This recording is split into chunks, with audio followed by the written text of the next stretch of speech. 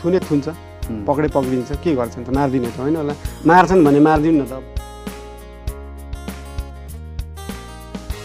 म मेयर नभएको भए इन्जिनियरिङ काम गर्थ्यो होला, इन्जिनियर नभएको भए म्युजिसियन हुन्थ्यो होला, म्युजिसियन पनि नभएको भए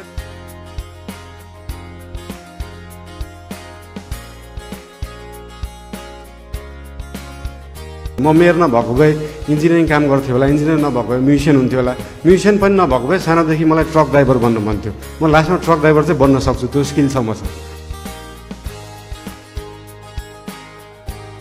थुने थुन्छ, पक्रे पक्रिन्छ, के गर्छन् त? मार्दिने त होइन होला।